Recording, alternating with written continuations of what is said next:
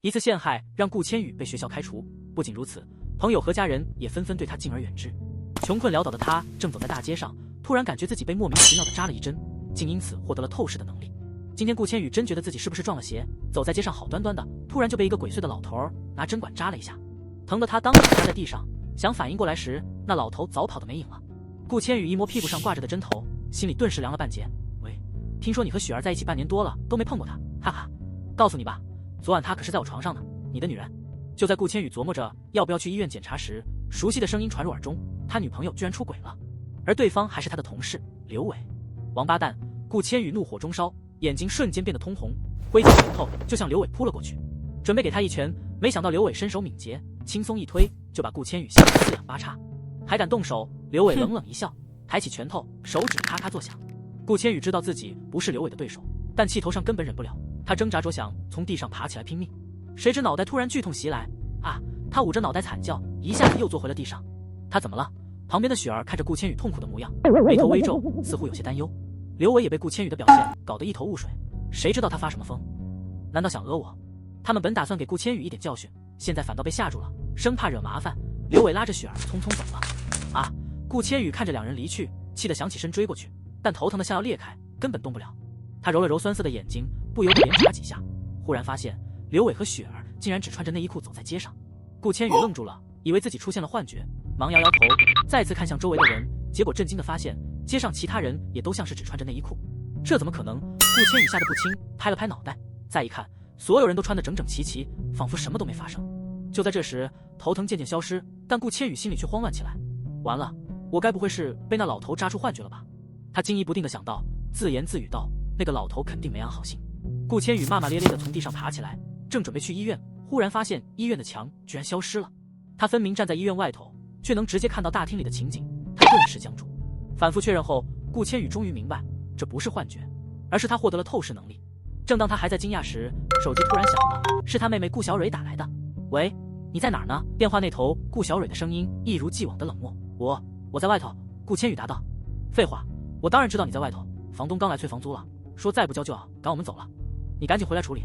顾小蕊不耐烦地说。顾千羽摸了摸裤兜，看看手里仅剩的73块钱，叹了口气，这点钱怎么够交房租啊？他正发愁呢，忽然脑袋又是一阵刺痛，随即他眼前出现了一家彩票店。顾千羽灵光一闪，想到了刮刮乐。对啊，我可以用透视买刮刮乐呀，他激动地想到。顾千羽曾经和朋友一起买过刮刮乐，虽然中奖的次数寥寥无几，但现在不同了，他有了透视眼，这可是绝好的机会。老板，给我几张刮刮乐。顾千羽兴冲冲地走进彩票店。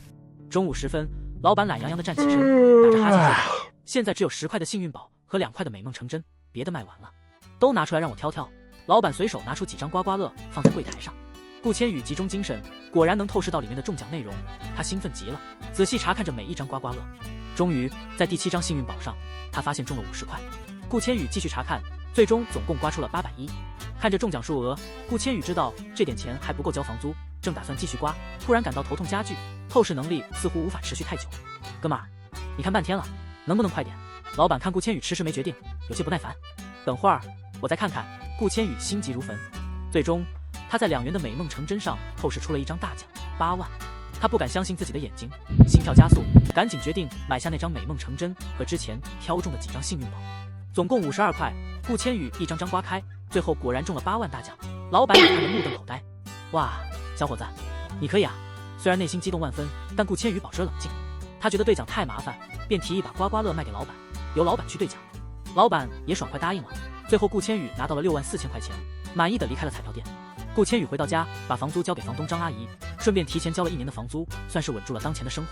家里只有顾千羽和他妹妹顾小蕊2人相依为命。顾小蕊今年18岁，正读高3，每天还得在餐馆打工赚点外快。别去打工了，专心备考吧。顾千羽将2000块递给他。我自己能赚钱，不用你的施舍。顾小蕊冷冷地拒绝了。正当顾千羽在发呆时，电话响了。他接起电话，听见电话那头的许之夏急匆匆地说：顾千羽，你听说了吗？昨天赵修然竟然在学校里当众跟欣然姐表白了，欣然姐她……好了，别说了。顾千羽急忙打断了，我还有事，先挂了。许之夏口中的欣然姐正是顾千羽的前女友，全名杨欣然。如果说韩雪的背叛让顾千羽痛了一阵子，那杨欣然的背叛简直能让他心痛一辈子。回想起那段不堪回首的往事，顾千羽感叹自己能走出来，挺过来了。但这并不意味着他会原谅那些伤害过他的人。赵修然和杨欣然这2个名字，他只想把他们从记忆里彻底抹去。他低头看了看自己的手，感受到那股澎湃的力量，他心里一惊，觉得自己像在做梦。透视眼、神力，还有时间几乎静止的视觉反应，这些简直是超能力。可这些能力竟然在1天内都属于了他，为什么？难道是因为那个老头儿给他扎了一针？那老头给我扎的到底是什么神奇的东西？顾千羽摸了摸被扎的地方，满脑子问号。他本想去找老头问个清楚，但完全不知道老头去哪了。最后，顾千羽决定接受这些能力，毕竟既然解释不了，那就当作是一场奇遇吧。顾千羽有早上洗澡的习惯，不过今天当他站在落地镜前一如既往地打量自己时，差点惊掉下巴。原本懒得运动的他，居然莫名其妙地长出了结实的肌肉，胸肌、腹肌、二头肌。虽然不至于变成健美先生，但这进步已经让他欣喜若狂了。更夸张的是，他竟然还长高了，卧槽，整整2厘米！顾千羽激动地自言自语道，他越想越觉得老头那一针简直是神来之笔。本以为只给了他一些超能力，没想到还能提升体质。老先生，谢谢您。顾千羽心里顿时对那位扎针侠充满了感激之情。顾千羽想着昨天刮刮乐中了8万，心里还没过瘾，决定继续去碰碰运气。除了赚钱，他还想测试一下自己的透视能力究竟能用几次。他先去了4家彩票店，总共买了600块钱的刮刮乐，没想到又中了28万。经过1上午的测试，顾千羽发现他1天能使用5次透视，每次持续3分钟左右，加在一起就是15分钟。虽然次数有限，但凭借这些超能透视，他已经计划好未来的发财大计了。洗完澡后，正准备美美睡上一觉时，手机又响了。这谁啊？这么晚打电话过来？他一看是许之夏。顾千羽，我能不能跟你借点钱？许之夏的声音显得有点紧张。你堂堂小富婆也有缺钱的时候。顾千羽忍不住调侃了一句，这次是真的缺。许之夏的声音明显有些尴尬，需要多少？顾千羽听出来他不是开玩笑，认真问道：10万？什么你要借10万？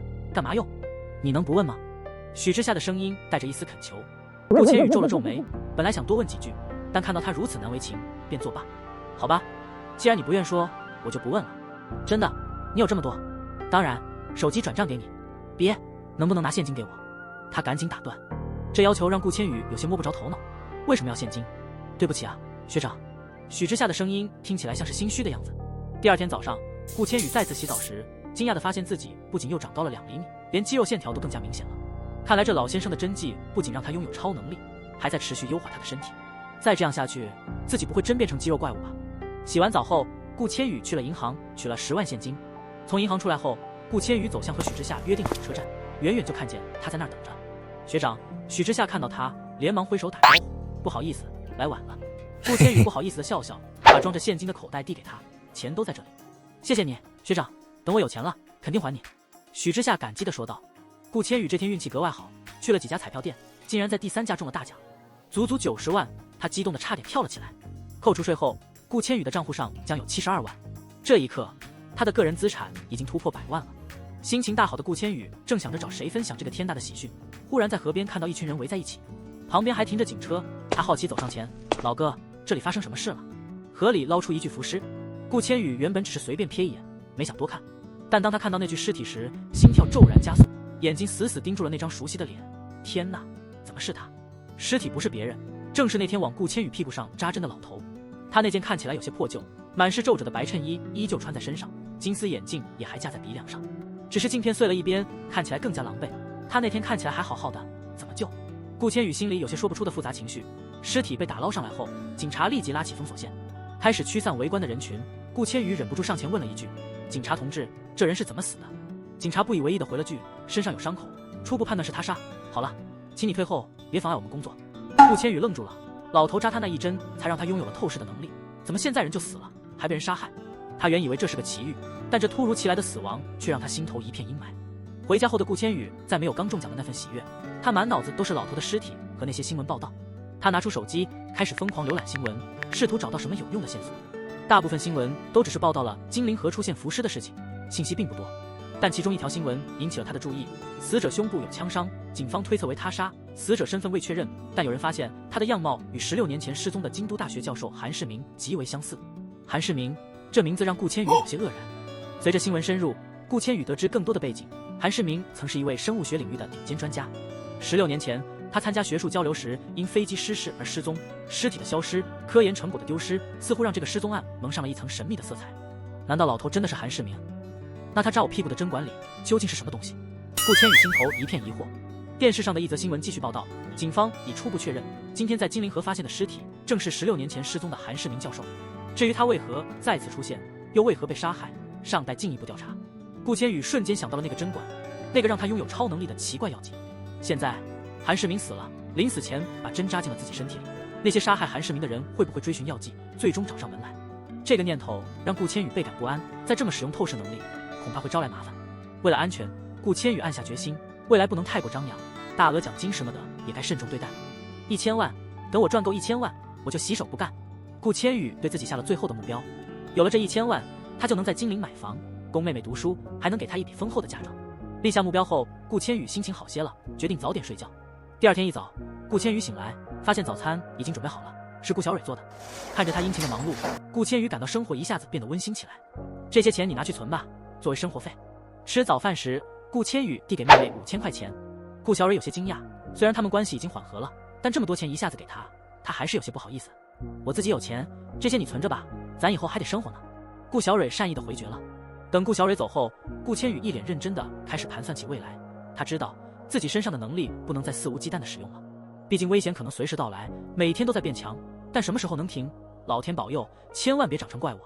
晚上，顾千羽决定做点什么，便买了香烛纸钱，前往河边祭拜韩世明。虽然不信鬼神，但他心里还是对老头有几分感激与愧疚。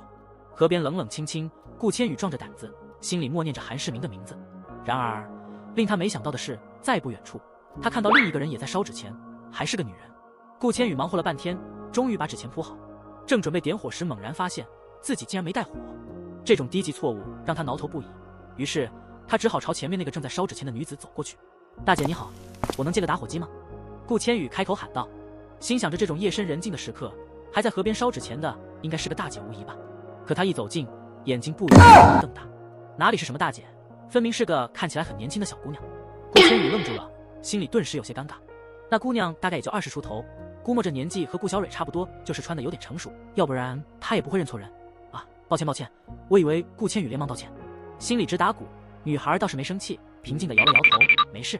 她随手把打火机递给她，一副波澜不惊的样子。顾千羽松了口气，接过打火机，正准备走回去，余光不经意瞥到了女孩烧的纸钱，上面写着亡父韩世明收。你是韩世明的女儿？他随口问道。你认识我爸爸？女孩的声音中带着几分惊讶。顾千羽顿时觉得自己问的有点多了，连忙摆手否认，不认识。就在这时，远处突然传来一道叫喊声，老大，他在那儿。顾千羽抬头一看，堤坝上站着5个大汉，其中一个正激动地指着韩世明的女儿。大汉们脸上的贼笑让顾千羽顿感不妙。你们是谁？女孩显然也察觉到了异常，警惕地后退了一步。一个大汉大咧咧地走上前，冷笑道，你舅舅欠了我们钱，拿你抵债。抵债什么鬼？顾千羽忍不住上前一步，这年头还用人抵债？你们这是拍电影吗？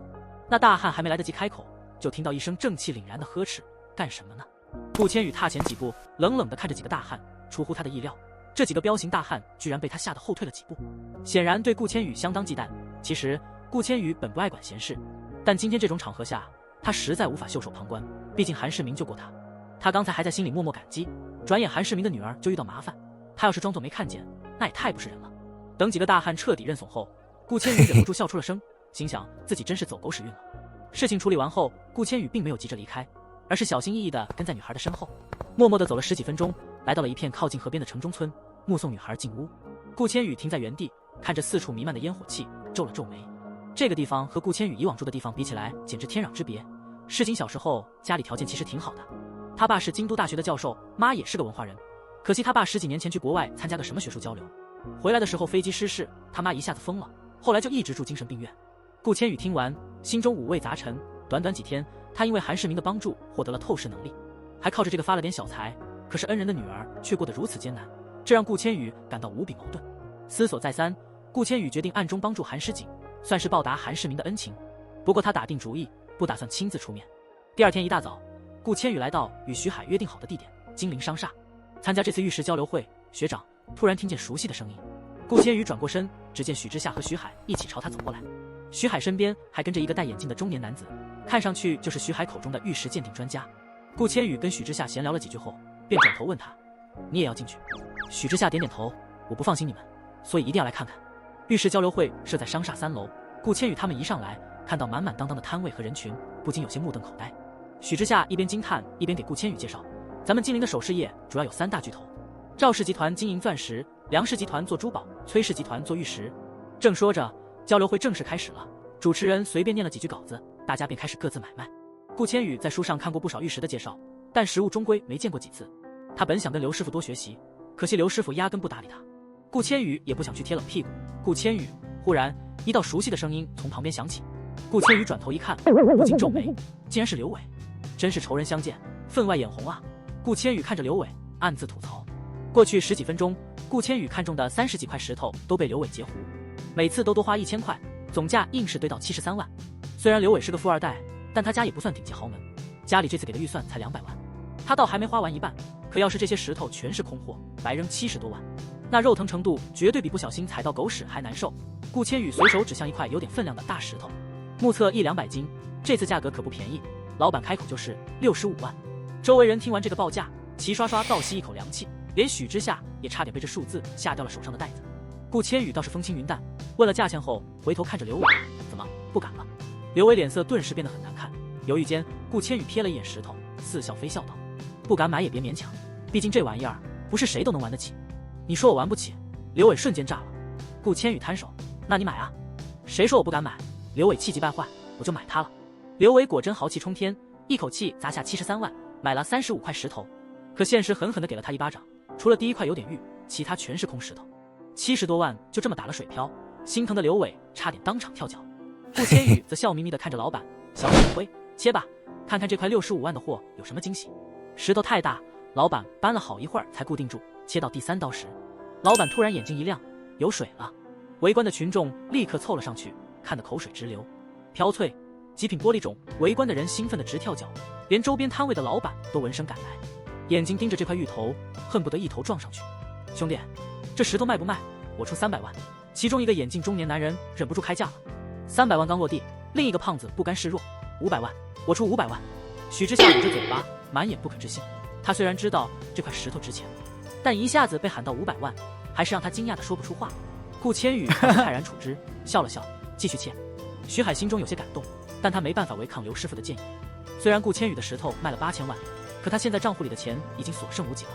就在这时，顾千羽突然转身对许之夏说道：“之夏，我们认识这么久了，我还没送过你什么礼物，不如送你块石头吧，送我石头。”许之夏愣了一下，随即摇头：“学长，不用破费了，咱们是朋友，不需要什么礼物。”顾千羽轻轻一笑：“这块石头我觉得挺不错的，搞不好里面有玉呢。”说着，他直接买下了这块3000块的原石，拿了过去。许之夏本来以为他只是随口一说，结果没想到顾千羽竟然真的买下了这块石头。他接过石头时有些意外，但也没多说什么，只是轻声道谢：“谢谢学长。”没想到顾千羽看着他抱着石头的样子，突然觉得有些好笑。虽然许之夏不是什么娇弱的小姑娘，但这20几斤的石头抱在怀里，显然累得她有些不自在。顾千羽见她的脸都涨红了，忍不住开口：“之夏，你老抱着她干什么？放地上吧。”徐海旁边的刘师傅冷笑一声：“哈哈，8000万赚了也不舍得送个好礼物，送个破石头。许老板，你女儿这同学看来不太大方啊。”切开。摊位老板递给徐海一个眼神，询问道：“切吧，别切坏了。”徐海点了点头，有些不放心的叮嘱。老板小心的开始切石，而刘师傅似乎有些紧张，5刀切下来，石头里还是一点水头都没有。刘师傅的额头已经开始冒冷汗，徐海站不住气，一把推开老板，自己转动石头，果断的朝正中间下刀。砰，一刀切开，里面根本没有水头，徐海顿时呆住，嘴巴干涩无比，直接倒在地上。“爸，别气馁。”许之夏赶紧上前搀扶他。徐海深深叹了一口气，叹息道：“女儿，爸爸对不起你，爸爸以为能赚一笔，咱们家就能还清债务，可现在，哎。”看到这父女俩抱在一起的场面，千羽不禁清了清嗓子，打破了这份感伤。“叔叔，这儿还有块石头没切呢。”顾千羽指着自己送给许之夏的石头说道。徐海看了看地上的石头，摇头叹气：“开窗料都没啥用，蒙头料估计更不靠谱。算了，既然是你送的，拿回去当个纪念吧。”顾千羽眼睛一亮，这石头不大，切一切应该很快，还是切开看看吧。徐海看着顾千羽坚持，也没再阻止。“那就切吧，反正是你买的，爱咋咋的。”刘师傅站在旁边，一边掏着烟，一边冷笑：“切了也没啥好看，估计还是个废料。”不过他话音刚落，接下来的情况让他傻眼了。这水头不小，而且水头还很大，透明度极好，不是普通水种，这是冰种。老板一边切，一边拿出电筒照亮石头内部：“给我看看。”徐海一看到水头，赶紧凑过去，掏出手电照了照，发现里面真有冰种，立马喜形于色。是兵种，女儿，真的是兵种。切另一边试试。徐海迫不及待地喊道。一边的人开始围观，渐渐的人群也聚拢了过来。真的有水，而且两面都有。老板继续小心切割，切开之后，光亮透彻的冰种翡翠映入眼帘，所有人的眼睛都亮了起来。这简直是大发了，女儿，咱们发财了。许之夏看到父亲的兴奋，也开心地笑了起来。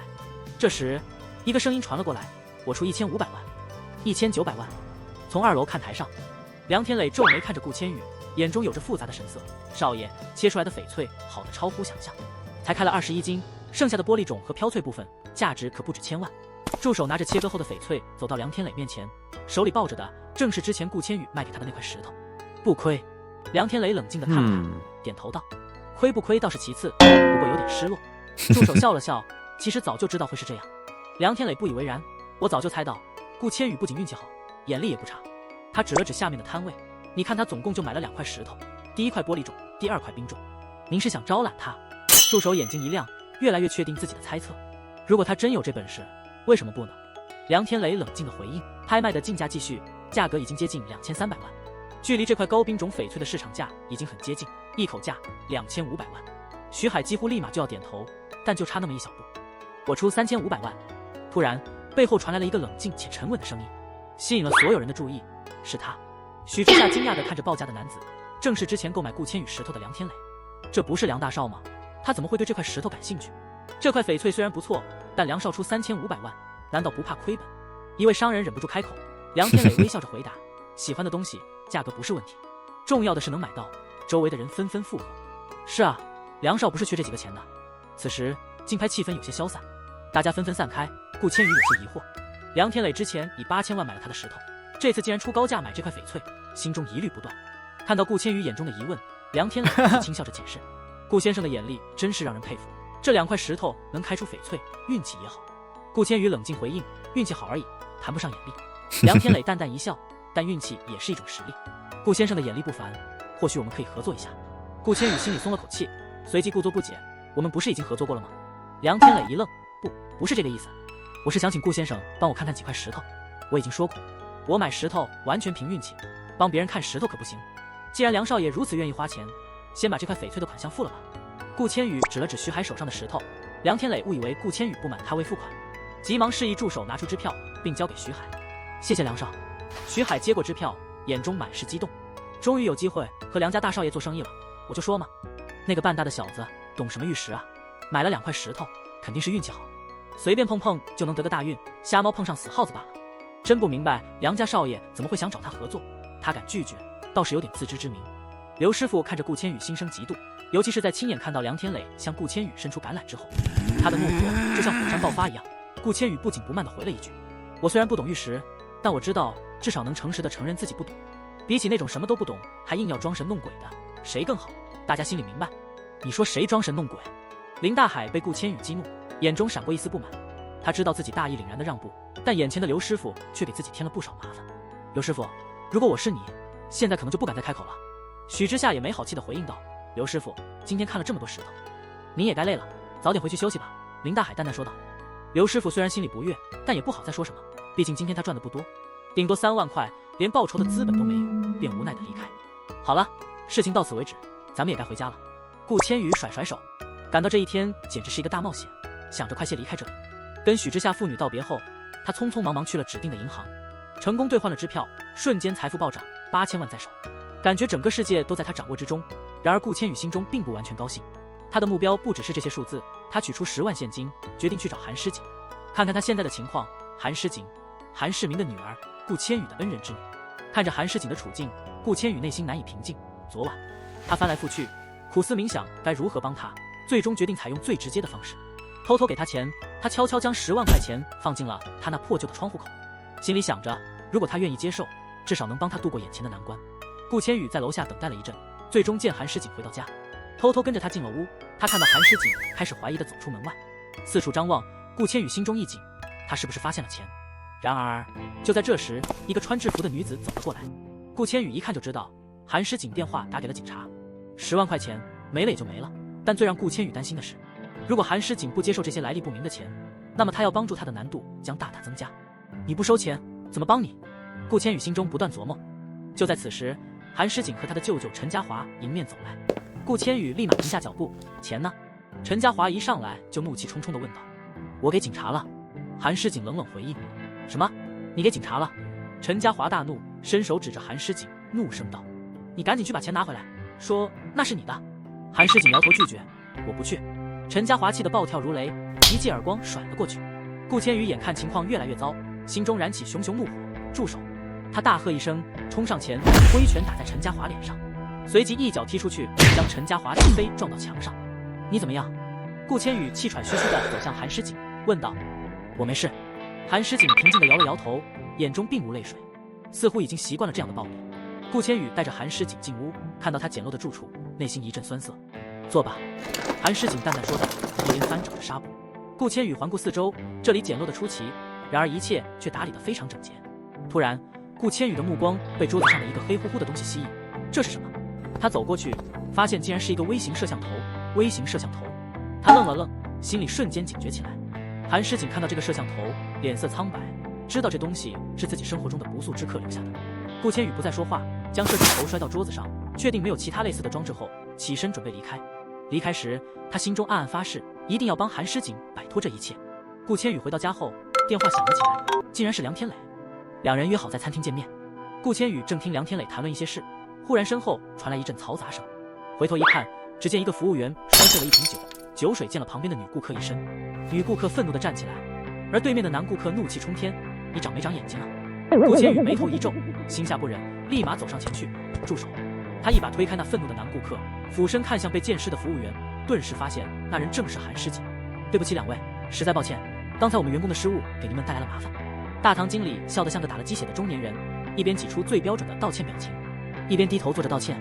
您的衣服我们会赔偿的，至于那位员工，他下去后会接受我们的教育。大堂经理做出一副自己非常认真处理事情的模样。顾千羽冷眼一瞥，听得眉头一紧，立马不满地插话：摔酒瓶又不是故意的，他道歉了就行了。您这不依不饶的有什么意思？衣服多少？我赔。赔？你以为谁都能赔得起？一位愤怒的男顾客站起来，朝顾千羽不屑一笑：就是啊，您这不是给我们面子，难道是梁天磊也得赔您不成？有个旁边的女人居高临下地打量着顾千羽，毫不掩饰她的轻蔑。这时梁天磊微微皱了皱，打算要出手压场子，结果他才刚开口，就看到一位中年男服务员急匆匆跑过来，恭恭敬敬地对梁天磊说：梁少。梁天磊这才得意地笑了笑，原来顾千羽不过是带着个普通朋友来，他倒是有点脸，毕竟这家餐厅是他梁氏集团的旗下经营的。这件古驰衣服也就3000吧，您能赔，咱就不说这些，5000行不行？梁天磊快速扫了眼女人的衣服，嘴巴一动，随手写下了支票，一抹数字后便递给了那位男顾客。顾客接过支票，看到支票上的梁氏集团字样，心中一喜，忙拉着自己女友走得飞快。真抱歉，主管，我刚才有点低血糖，红酒不稳掉了。韩诗锦被顾千羽挡在身后，差点撞到他。顾千羽手一伸，不小心就撩开了他的袖口。他看到了那个明显的青紫印记，原来他的手腕上被掐过。顿时，顾千羽的眼神变得凌厉。谁掐的？顾千羽低声问道。大堂经理顿时慌了，他赶忙解释：有时候我看到他累了，帮他提神。意思不坏，那你也该知道，帮别人提神也得用点文明礼貌。顾千羽声音冷得像冰块，他一巴掌打在大堂经理的脸上，听得响亮，整个餐厅的空气似乎都凝固了。梁天磊这时候也从旁冷冷地看着，心里暗暗吐槽，心想：你可真猛，这是你公司的人。顾千羽的目光依旧凌厉，梁天磊察觉到气氛的不对，悄悄调整站姿：孙经理，知道你和他的互动有多不妥吧？收拾东西，明天别来了。梁天磊发话时很冷酷，声音低沉。顾千羽拉着韩诗锦走出餐厅后，梁天磊赶紧跟上前，发现这两个看似普通的人之间似乎有不为人知的秘密。他真是你朋友？他不是我朋友，我要是这么能让别人随便打骂，我可真算个好市民。顾千羽的话夹带着一丝戏谑，眼里却没一丝笑意。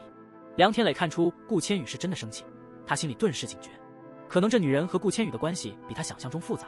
于是梁天磊赶紧柔声道歉：我真不该这样，真的对不住。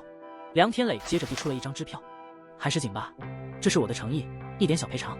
韩诗锦心头一暖，但还是摇了摇头：不需要赔偿，我只希望不会被开除。这么漂亮的员工不给留着，反倒我心疼了。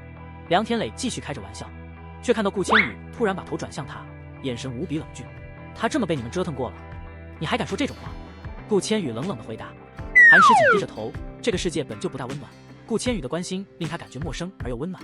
回到车上，顾千羽启动引擎，打破了沉默。那个餐厅你最好不去了，那份工作也不适合你。这个地址面试个新工作，不光有好待遇，还能得到老板体贴。他递给他一张纸条，上面只有一个地址和几行字。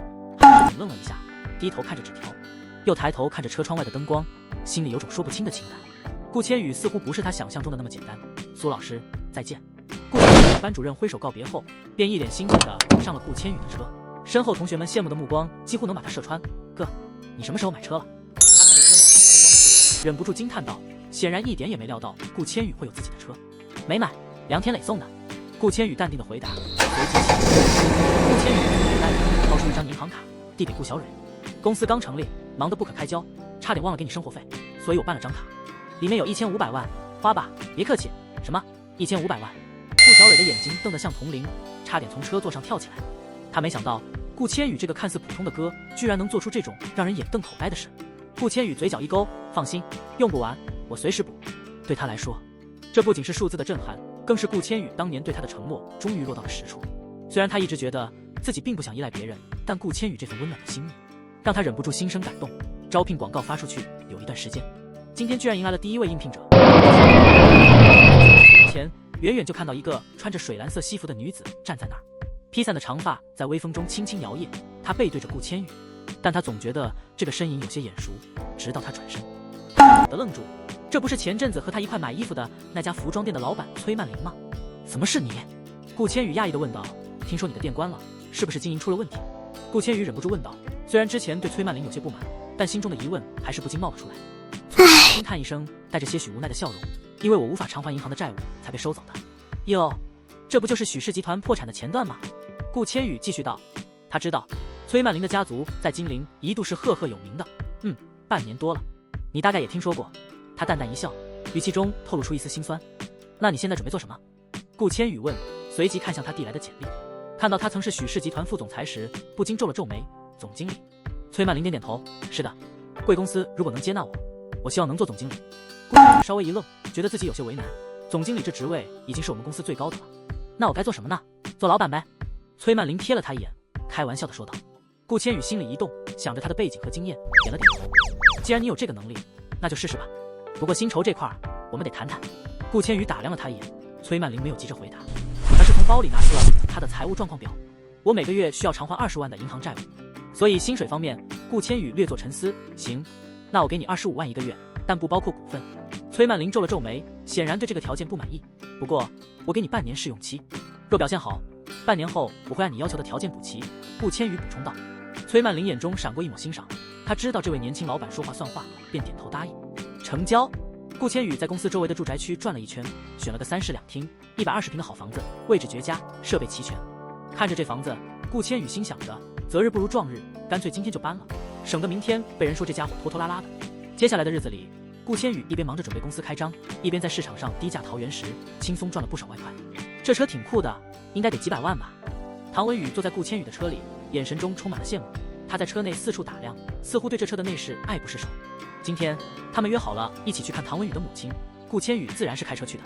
唐文宇之前对顾千羽和梁天磊的关系一无所知，直到得知梁天磊竟然送了顾千羽这么贵重的车后，唐文宇才豁然开朗，心里早就有了数。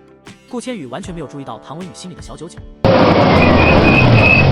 唐文宇母亲的病房在4楼，他们登记后跟着医护人员一路上楼。唐母因为病情神志不清，但并无暴力倾向，所以管理上相对宽松。搬家的事，梁天磊的助手张月帮忙处理。张月这个人年纪和梁天磊差不多，脑袋灵活，处事得体。顾千羽和他聊了个下午，两人关系也逐渐升温。知道这个张月人脉广，消息灵通，顾千羽心生一计，决定再托他办一件事。张月，你替我买个酒吧吧。顾千羽打算在做大原石生意的同时，顺便试水酒吧行业。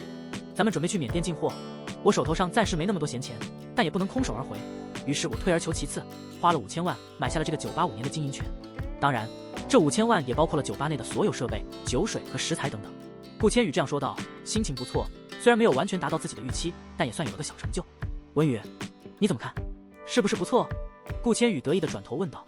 唐文宇从进门那刻就开始打量着酒吧，听到顾千羽问话，马上点头，很好，非常不错。他的心中不禁为顾千羽点赞，这么年轻就有这种本事，实在了不起。笑了笑，将一份合同递给唐文宇，那就好，签个字吧。签字？签什么字？顾千羽眨眨眼，笑着拍了拍他的肩膀，当然是签你的名字啊。你不是说过想开个酒吧吗？以后这个地方就交给你了。什么？宇愣住了。顾千羽的话刚一说出口，唐文宇整个人就有些愣住了。那种既感动又有点羞愧的情绪一下子涌上心头，让这个1.80米的大汉竟有些掩饰了。看着顾千羽递来的合同，他忍不住想，这人太牛了，居然这么了解我，心里五味杂陈，真是又想哭又想笑。笑了笑，拍了拍他的肩膀，别愣着了，快签字。对了，我让张哥留下了部分老员工，剩下的空缺就让你工地的兄弟们来顶，保安也行，大家一块做事。酒吧账户上还有800万，你自己安排，我也没搞过这种生意，只能给你这么多。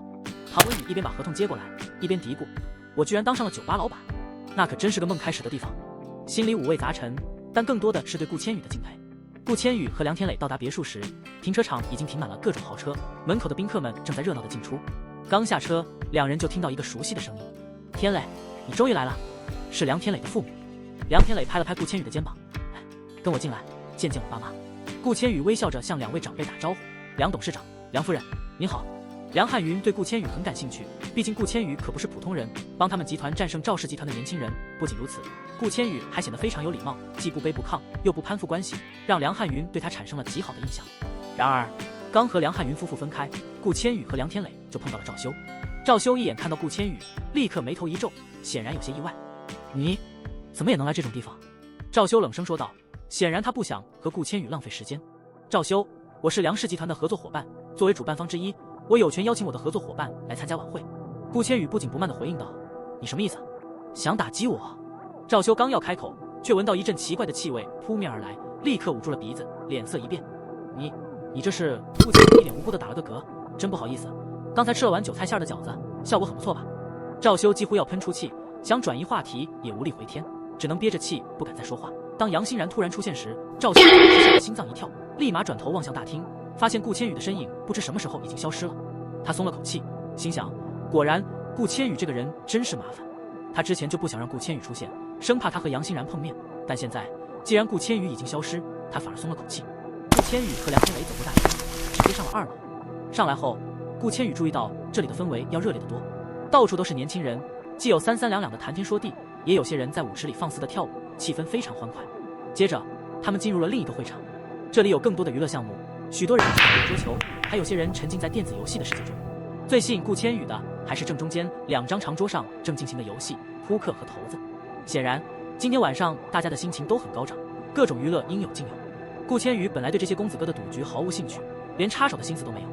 可是当赵伯修站出来摆明了对面是敌人时，他忽然觉得这场游戏似乎有点意思。梁天磊和苏明瑞身后的其他人看到顾千羽坐上赌桌，不禁疑惑地盯着他，显然不认识他。这是顾千羽，我哥们儿。梁天磊笑着向大家介绍道，显得有些惊讶，没想到顾千羽居然主动站出来。顾千羽淡定地坐了下来，眼神毫无波动，仿佛坐在这赌桌上是理所当然的事情。杨佑仪从未想过顾千羽会主动参与这种局面，顿时心头一紧。他与顾千羽交往了2年，深知他对赌博一窍不通，而且运气一直差的可以打败天命。他急得想劝顾千羽，但看到他已经坐下，又不好明说，只能心里暗自担忧。这时赵伯修笑了笑，看着顾千羽并没有筹码，冷嘲热讽道，你连本金都没有就敢坐下，勇气可嘉呀，还是不自量力。谁说没有筹码？我现在就去买。苏明瑞不服气，高声叫道，那不行，你说好了不带任何物品，现买不算数。赵伯修一脸不屑，试图让顾千羽丢面子。就在这时，杨佑仪突然走了过来，神情郑重地将一串手链放到顾千羽面前。这串手链我戴了2年，意义非凡，应该能当做筹码吧。现场的人都震惊了，他们根本不知道杨佑仪与顾千羽之间的关系，只是看到他帮顾千羽出头，都感到他是为了支持自己的一方，于是纷纷开始对他刮目相看。反观赵伯修那公然站队外人的行为显得格外低俗。他们根本不知道杨佑仪与顾千羽之间的关系，只是看到他帮顾千羽出头。杨佑仪这串手链曾是顾千羽送给他的地摊货，才25块钱，至今已经陪伴他2年。没想到这点小东西如今居然能派上用场，真是让人哭笑不得。顾千羽微微一笑，说道，我来猜大小，5次里，如果有1次我猜错，算我输，若5次全对，那些东西就是我的。说完，赌桌上一阵哗然。顾千羽的大胆举动让在场的于子晨也忍不住多看了他几眼。他心里琢磨，这小子要么是真的有把握，要么就是个天生的自大狂，反正他怎么也不像是第二种。顾千羽早已通过敏锐的视力看透了点数。于子晨揭开头中，满桌人都屏住了呼吸。原以为顾千羽这一局肯定输掉，结果他竟然一局全对，大家目瞪口呆。梁天磊和苏明瑞顿时心情大好，简直是从低谷冲到了高潮。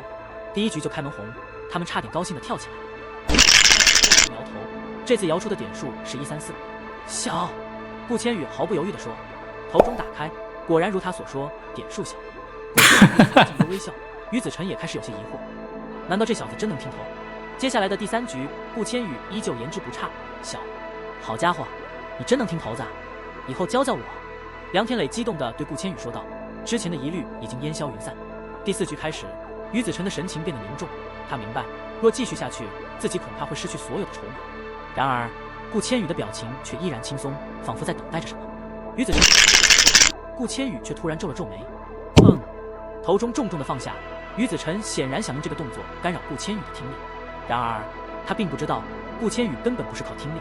顾少，请猜吧。于子晨努力维持着微笑，实际上却有些心虚。我猜不出来。顾千羽突然淡淡开口，所有人都震惊了。大和小，哪有猜不出来的？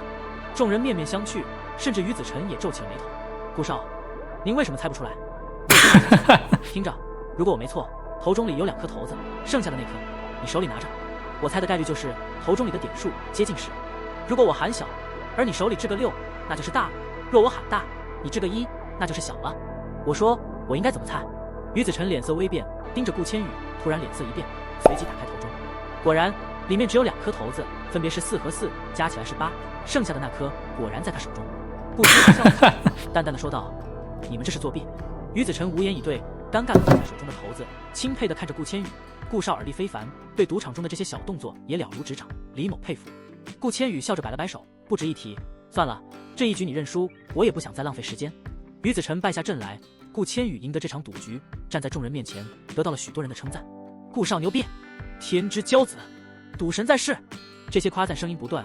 顾千羽笑了笑，看着那些被自己赢得的饰品，心里却觉得自己赢得的不过是这些人对他的认同。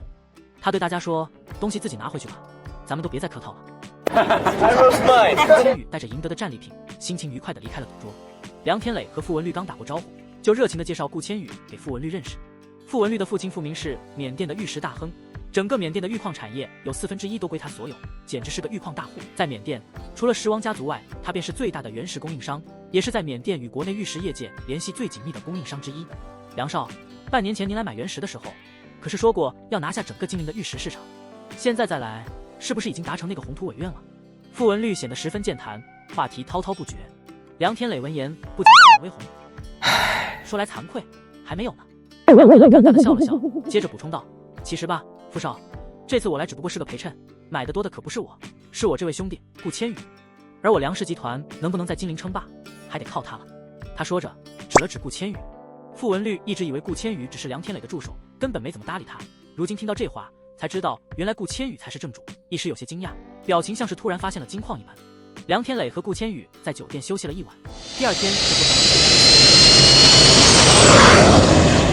我也感受到了土豪的派头。到了孟拱，顾千羽和梁天磊迅速见到了傅明。傅明是个有些富态的中年人，笑容和蔼，像个慈祥的富贵大叔。比起他儿子傅文律那一套人情世故的客套话，傅明明显直爽多了。简单的招待两人吃了午饭后，他就带着他们前往矿山，连寒暄都没怎么多说。矿山规模着实惊人，傅家共有18个矿坑，所有挖出来的原石都会集中在10个仓库里。傅文律之前拍胸脯保证，即便排华示威愈演愈烈，他也能保证他们的安全，果然不是吹的。顾千羽刚一进矿山，就看见门口站着10几个持枪的守卫，场面严肃的像是在排队等票。仓库区更是戒备森严，几十个荷枪实弹的守卫来回巡逻，完全是保镖豪华套餐。顾千羽这次来的准备可不小，带着15亿华夏币的资金，目标明确就是买玉石。当然，顾千羽没那么多钱，不过梁天磊有，他爽快地答应借给顾千羽。毕竟最后这些石头还是要卖给梁氏集团的，到时候只要从交易金额里扣除就行了。这买卖，顾千羽稳赚不赔。梁天磊也自信顾千羽不会失手。本来以为2天就能搞定的采购任务，谁知硬生生拖了12天。行了，今天就到这儿吧。顾千羽看着最后一颗60公斤的开窗料被搬上了车，悠然地坐在地上。梁天磊已经等得快疯了。本来以为顾千羽凭着自己那看穿一切的本事，2天内就能搞定所有要买的石头，谁知道顾千羽每天只工作1小时，悠闲的像来度假。结果12天过去了，预定的10车原石现在才只买了7车，真是拖沓的叫人无语。早知道就听傅文律的，跟他回密支那好了。顾千羽倒是毫不在意的说道。梁天磊苦笑：“你以为我不想去啊？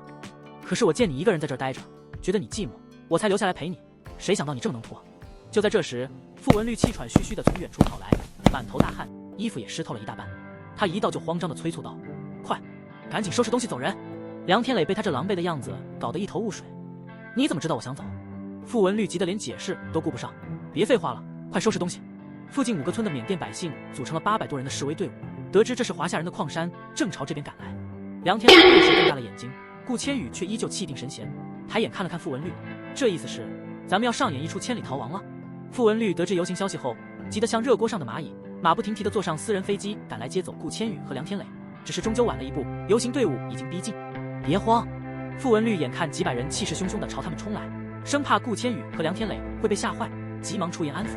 虽然梁天磊心里确实有点发毛，但他毕竟是个企业公子哥，平日里还算见过些风浪。于是他强装镇定，反倒比刚才在没危险时手忙脚乱时还镇静。等会儿要是爆发冲突，紧跟着我跑，别乱动。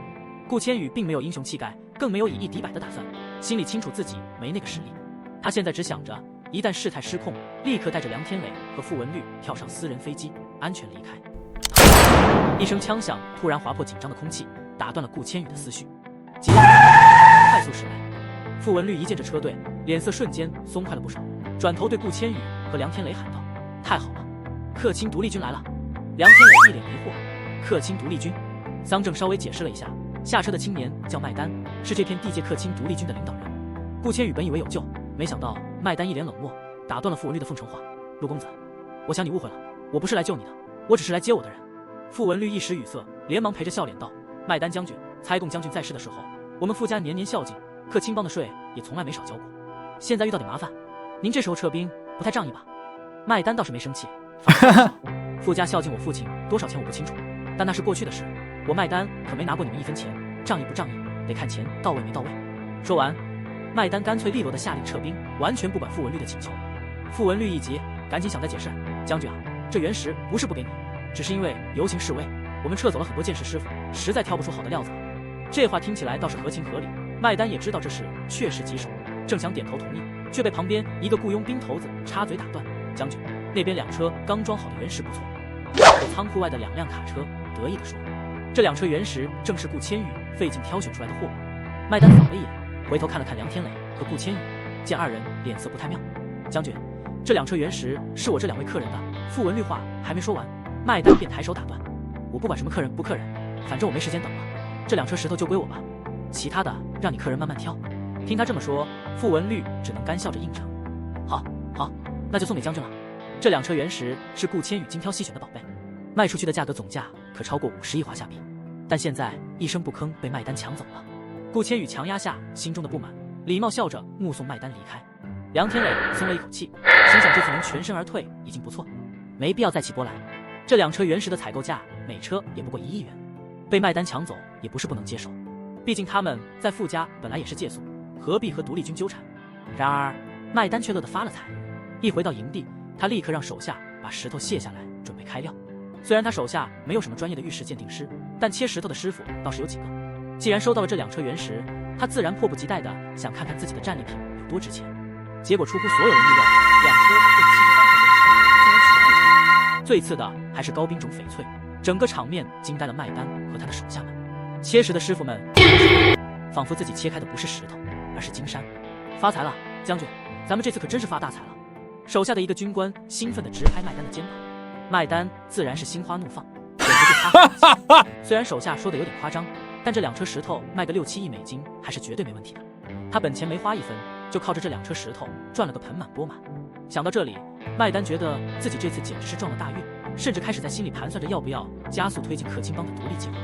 毕竟有了钱，势力才能更上一层楼啊。麦丹虽然没专门做过玉石买卖，但孟拱是他的地盘，连石头长啥样都比别人摸得门儿清。他知道原石好不好看运气，但能不能挑出好料，那全凭眼力。这2车全是顶级货，不可能靠运气，必定是挑石头的人。脑袋一转，他立刻回忆起刚才的情景，迅速锁定目标。顾千羽，原来如此，难怪刚才让那华夏小子把石头交出来时，他磨磨唧唧半天才松口。原来他早就知道夜幕已经降临，尽管天色已暗，曼德勒赶来的飞机仍未抵达。机上的人是奈温，麦丹的心腹兼小舅子，素以不苟言笑和行动利落著称。奈温一到现场，二话不说，直冲顾千羽而去。傅文律试图客气地上前打个招呼，结果被奈温一个肩膀推开，场面尴尬的像是一出荒诞戏剧。而顾千羽则一脸淡定，仿佛早已料到会有这样的戏码。梁天磊见状，心里倒也跟着清明了不少。看来事情是这样，对方显然切了那2车原石，发现了现在认定顾千羽是个摇钱树，这才火急火燎的要带走他。事情发展的如此戏剧化，他暗自感叹，这世界上居然真有这种一夜暴富的事，只可惜跟自己没关系。面对麦丹的强硬要求，顾千羽并没有直接妥协，反而显得游刃有余。他抬头看了看奈温，缓缓说道：“我可以帮你鉴定原石，但只限10天，10天过后，你放我走。”麦丹却不吃这一套，他摆了摆手，冷冷一笑：“不好意思，你还没有提条件的资格，什么时候放你走，我说了算。”顾千羽心知对方不好对付，但也没再多说什么。麦丹紧接着补充道：“不过，只要你表现得好，帮我赚了大钱，10天放你走也不是不可能。”这时，麦丹的眼神转向奈温，意味深长地说道：“这段时间你就盯着他，顺便学学他的本事。如果你能把这小子的剑士技巧学到手，将来克钦帮财政署长的位置就是你的了。”这番许诺让奈温心花怒放，整张脸红的像熟透的番茄。他激动地跑去监督顾千羽，仿佛自己已经成了未来的玉石鉴定大师。尽管奈温对顾千羽略有忌惮，知道这小子连麦丹都敢顶撞，但为了未来的官职，他还是决定硬着头皮套近乎。于是他一边监视着顾千羽，一边试图跟他搞好关系，心里琢磨着如何消除彼此的隔阂，好让这位工具人心甘情愿为他所用。第二天一大早，奈温便早早来敲响顾千羽的房门，把他从睡梦中拉起，连早餐都没吃完，就把他领到了仓库。仓库里堆满了昨晚从山下各矿坑紧急运回的原石。麦丹原本打算带着顾千羽去矿坑逐一挑选，但他担心顾千羽会借机溜走，再加上仓促大量采购，怕影响挑选质量，于是想了个天才主意，直接把山下的石头搬回来，让顾千羽当场挑选，不满意的再搬回去。看起来像个节省时间的妙招，但实际上浪费了不少人力和精力。顾千羽倒是淡定，挑选石头显得慢条斯理。整个上午，他只挑出了5块石头，着实让奈温和麦丹都皱起了眉头，怀疑这家伙是不是在偷懒。实际上，顾千羽在装模作样，他在心里暗笑，这5块石头他3分钟就挑好了，剩下的时间不过是在演戏而已。虽然效率不高，但为了不让麦丹起疑，他得让自己显得认真点。等到顾千羽终于开口说这5块石头总价值6000万美金时，麦丹也不再沉不住气，立刻命人切开1块。结果麦丹终于舒展了眉头。本来顾千羽还打算再过几天摸清地形，再找机会逃跑，谁料计划还没实行，这第2天他就不得不开始提前考虑自己的脱身之策了。自己手里的这些石头都是极品，心疼的不行啊！夜黑风高，正是搞事情的好时机。顾千羽悄悄摸出窗外，仿佛一只灵活的夜猫子。前几天他已经给奈温挖好了一个坑。顾千羽主动邀奈温来传授剑士知识，条件是得把周围的守卫都支开，以免别人学到这稀缺本领。奈温这家伙一心想成为麦丹的左膀右臂，听到这个要求后自然满心欢喜，连一点疑心都没有。就这样，守卫们全被支走了。顾千羽温文尔雅的伪装让奈温彻底放松了警惕，结果毫无防备的他在学习的当口直接被顾千羽打晕过去，完美诠释了聪明反被聪明误。顾千羽换上奈温的服装，顺利潜出了屋子。麦丹还在忙于整理文件，估计心情不错，正准备上床休息。就在这时，他突然感觉到脑袋上被什么冰冷的东西抵住了。你是怎么跑出来的？麦丹一脸惊恐地问道。顾千羽懒得和他废话，一边随口编着瞎话。奈温放我走的，你信不？说完，他利索地把麦丹绑了起来，动作比说话还快。顾千羽，你跑不了的，趁现在还有机会，放了我吧。今天的事我既往不咎，咱们还能合作。麦丹被绑得像粽子一样，脸色阴沉如水，试图说服顾千羽回头。顾千羽压根不理他，环顾了一下四周，发现房间里有个显眼的箱子，显得和周围的简陋布置极不相称。打开箱子，看到里头有个保险柜，显然是个大宝藏。顾千羽本以为的费点力气才能从麦丹嘴里撬出密码，没想到麦丹这位独立军领袖根本不耐疼痛，被顾千羽轻轻敲烂一根手指，立刻乖乖说出了密码。保险箱打开，里面的景象可让顾千羽的眼睛亮了一下，10几万美金现金，一本小册子，还有2张银行卡，一张摩根大通金卡，一张瑞银集团金卡，这可是顶级银行的金卡，里面的钱少不了。瑞银那张卡是克钦帮的财政储备，你不能拿走。麦丹急忙解释，试图用大意来打动顾千羽。顾千羽听后心里顿时了然，难怪这些军阀势力能这么猖狂，一个大省的财政收入居然被私人掌控。这下他对军阀的恶劣嘴脸也看得清清楚楚。梁少，半年前您来买原石的时候，可是说过要拿下整个金陵的玉石市场，现在再来，是不是已经达成那个宏图伟愿了？傅文律显得十分健谈，话题滔滔不绝。虽然心里对麦丹这种独占财物的行为感到鄙夷，但顾千羽还是动了点小心思。他原本只想拿回属于自己的钱，可看到这账户里有那么多零，不禁觉得这些钱反正也是敌人的，不拿白不拿。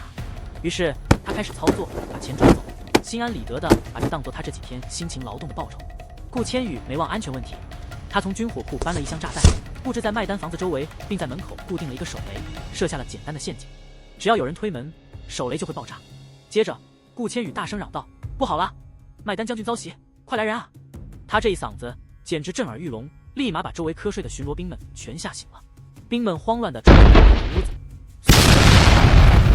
瞬间化作了火光中的残渣，竹片四处飞散，落到附近的房顶上，连带着烧死其他人。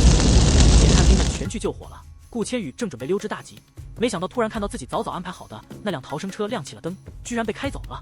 顾千羽目瞪口呆，那可是他唯一没被毁掉的逃生车辆，眼下跑不成了，他必须追上车子。虽然子弹没打中，但飞扬的尘土吓人的很。顾千羽加快了脚步，好在开车的那人在熟练，车子开得缓缓。顾千羽趁着车速减慢的瞬间，纵身一跃，砸门，直接开门，一把揪住驾驶员的领子，给我滚开！他正要把人拽出来时，没想到对方竟然用惊讶的语气问：“华夏人？”顾千羽这才发现，开车的是个女人，穿着克钦独立军的军服，而她竟然是之前在自己房间外看到的那名神秘女人。女人流利地说道：“好汉，别丢下我啊！我是华夏人，咱们同胞。”他从兜里掏出一张身份证，递给顾千羽，上面写着名字江婉瑜。江婉瑜苦苦哀求道：“哥，你别凶我，我是被抓来的呀。”顾千羽心里瞬间燃起了一股无奈的火。你当然没抓我，可你差点害死我。这车是我唯一能逃走的，你就给开跑了。一路上，顾千羽都在暗暗打量江婉瑜，打算了解她的真正身份。顾千羽虽然对江婉瑜的来历没兴趣，但显然江婉瑜对他有点好奇。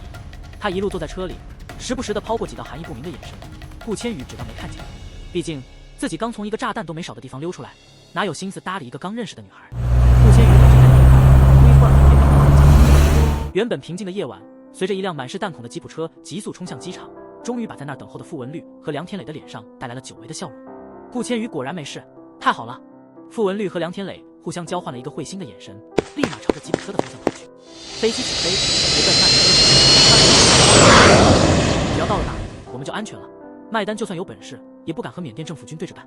傅文律拍了拍顾千羽的肩膀，言语间透着一丝安慰。飞机上，大伙儿早已没了睡意。尽管连夜的奔波让梁天磊和江婉瑜昏昏欲睡，但顾千羽和傅文律显然恢复得不错。毕竟经过了那么多的生死时刻，他们的精神头要比一般人更坚韧。随着第一缕阳光从天际划过，飞机终于抵达了曼德勒。可即便是阳光灿烂，大家还是都在打哈欠，尤其是梁天磊和江婉瑜，俩人差点被自己的瞌睡打败了。而顾千羽和傅文律倒是精神头十足，似乎完全不受夜间疲劳的困扰。少爷，如果您真想回国，我们可以选择转机，这样最迟明天下午就能到华夏。梁天磊的助理张月也加入了他们的队伍。他刚抵达曼德勒，得知缅甸排华示威愈演愈烈，梁氏集团怕有什么闪失，特意派他来确保梁天磊的安全。好，那就转机。梁天磊点了点头，虽然嘴上说着这样的话，但眼中显然透露出一丝焦虑。整个小团队忙碌地准备着，然而这一次的逃脱旅程似乎仍未能平静。夜幕降临，曼德勒的酒店地下酒吧里弥漫着微醺的气息。梁天磊悠闲地坐在卡座里，身边围绕着两位打扮颇为引人注目的女子，妖娆的笑容和细语缠绵不断。他们一边调皮地用英语和他交谈，一边时不时递来切好的水果，仿佛不在乎周围的一切，专心为他提供服务。然而，正当梁天磊享受着这份放松的时光时，酒吧门口的铃声突然响起，几个身穿警服的人闯入了他的视线。那一刻，梁天磊的心情立刻变得警觉，这真是不走寻常路。他自言自语，眼睛锐利地注视着来者。我刚从曼德勒警局得到消息，善邦的排华群众搞事，曼德勒城郊正发生大规模骚乱，警力全调走了，谁还会派人来临检？